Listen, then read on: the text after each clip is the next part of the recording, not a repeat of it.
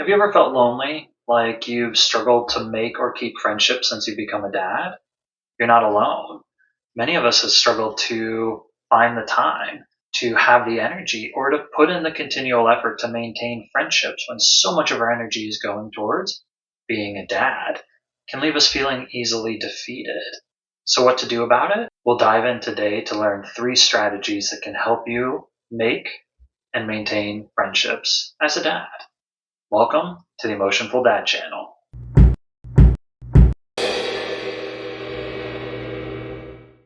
Here at the Emotionful Dad Channel, we talk about anything, all things serious, all things strategies, and all things silly.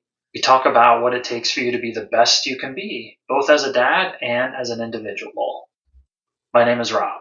Thanks for joining me. I'm so glad you're here today. All right, let's dive into our topic. Okay, so today we're going to talk about making friends as a dad and parent. Oof. Who signed me up for this? No, we have to talk later. In all seriousness, making friends as a dad can feel just as daunting as any other challenge, although maybe more than some. Learning to change diapers turns out to be easy but smelly. Putting your kid in a car seat for the first time? Nerve wracking, but once you get used to it, it's not so bad. Making and keeping friends? That's a whole different story. Most things we do get easier over time, but making friends can continue to be complicated. Time, energy, mental space, those all come at a premium for us as parents. It's hard to want to spend them anywhere else when we might feel like we're already drowning. So let's dive into 3 simple tools and strategies you can use to help make and keep friends as an adult and as a dad. All right, strategy number 1, make the time. Many dads' biggest barrier is time. So much time is spent taking care of your kid or kids, doing all the things you need to help keep them alive. Making time for yourself can feel like less of a priority, but I guarantee you it is important. It's necessary for you to be at your best. So, what things can you do to make the time? Well, there's a couple of easy pieces you can do to get started. The first, talk with your parenting partners. Whether it's a spouse, partner, loved one, whether it's a family member, whether it's a babysitter or nanny, whoever is in your care team that helps you take care of your child can be a real big asset in helping you figure out how to find and make that time for yourself. Talking with your parenting partners allows you to really decide what you can sacrifice, what compromises you can make. My wife and I trade off days. She has Monday nights to go do what she wants. I have Tuesday nights to go do what I want. That's been a great balance for us.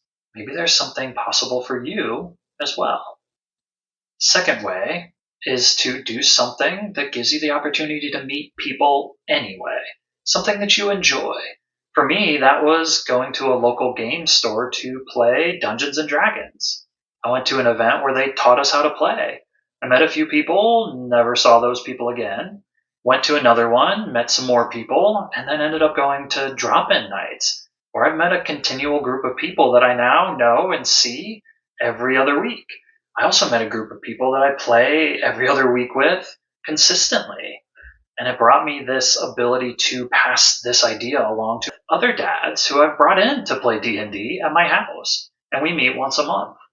Now I have 5 times a month where I get to connect with people, and it's been so fulfilling. You deserve that. You need that. But finding something that you enjoy where you can already meet people takes away the burden of having to have a connection. It's built in. The third thing, and probably the most important for making time, is to give yourself permission. For the longest time, I didn't allow myself to do it because I knew that might make it harder for other people, or I'd be losing out on certain things by making the time. It is so important to give yourself permission to have that space and to have that time. Without it, you'll never be able to have those friends. You need it. You deserve it. Tell yourself, I deserve this. I give myself permission. I'm allowed to go have fun with friends. I want to go meet new people.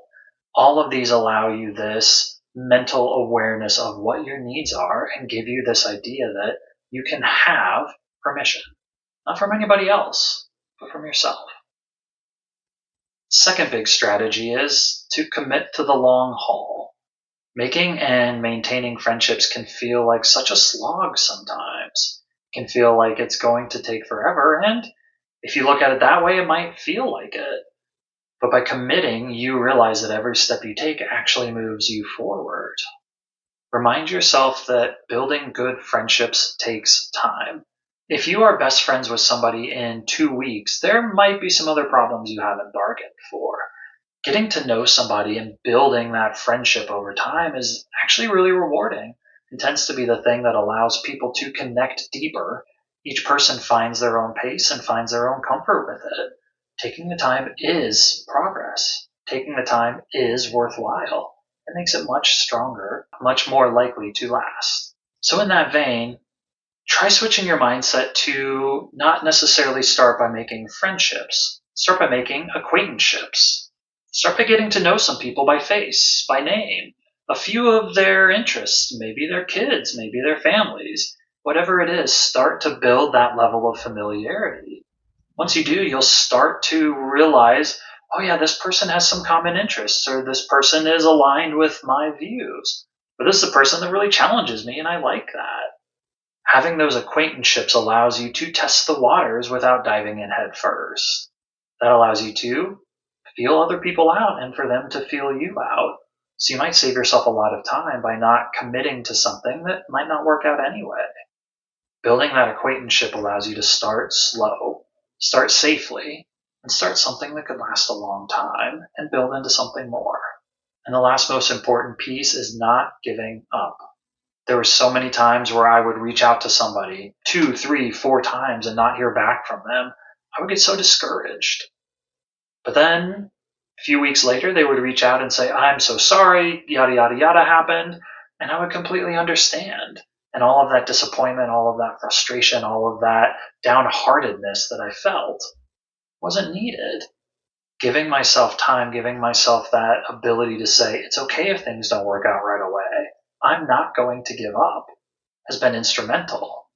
It took me a long time to get where I'm at, relatively, but looking back, it feels like it wasn't that much because I didn't allow myself to get defeated by the small hurdles. I ran through them. Sometimes it was painful. That's okay. Not giving up is so important to help you maintain that positive mindset and that hopefulness.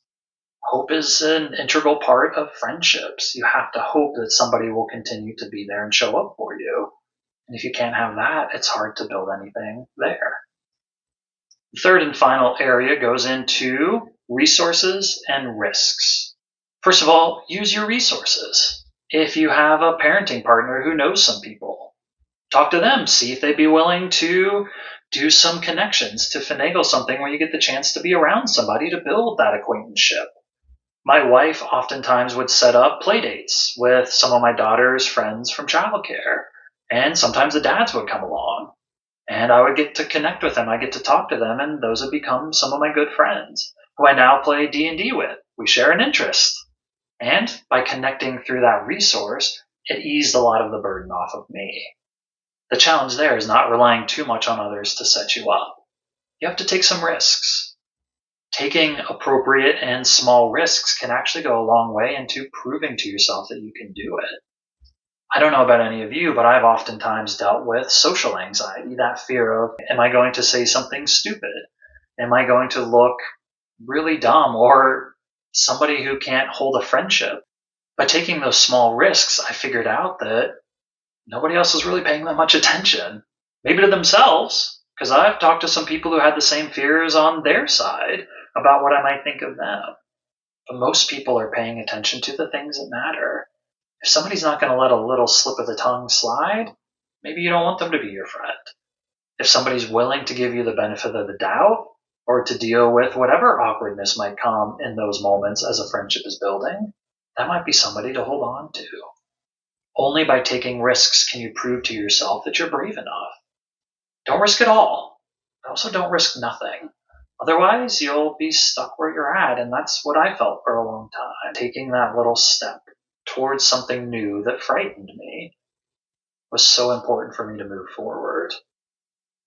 In summary, 3 things. Make the time. That's the first piece. If you don't have the time, you can't do any of the other pieces. Step 2, commit to the long haul. This is something that you want to invest in. It's okay if that investment takes some time to grow. And step 3, use your resources and take some risks. Rely on other people, but also rely on yourself. Doing these 3 things can really move you forward towards building and maintaining those friendships. It's not a linear path. You aren't going to all of a sudden wake up and be surrounded by friends. And if you're like me, I would hate that. I would also be confused why I was surrounded by friends when I'm waking up. But taking that time, taking that investment mindset can really go a long way to build you into friendships, into connection, into feeling less lonely and more fulfilled. If this is something you found helpful or valuable, I'd really encourage you to check out my website for more information, link down below in the description, to find out more about children's books and parent self-help books. Also check out the other videos on my YouTube channel, like this one right here. Supporting me in my work can help me do more. So like, subscribe, comment, send me a wave, send me an email, whatever you would like. I would love to hear from you and love to be part of your journey. And thanks so much for being here and supporting me in mine. As always, I do hope you have a great day. I hope you can find one way to move yourself forward. Keep feeling and take care. Why did the lonely dad hang out at the boatyard? He wanted to have a lot of friendships. Thanks for watching.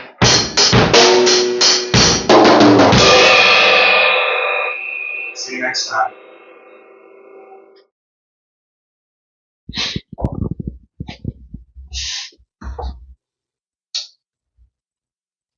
Nope. I forgot. Let me look at my notes. Okay.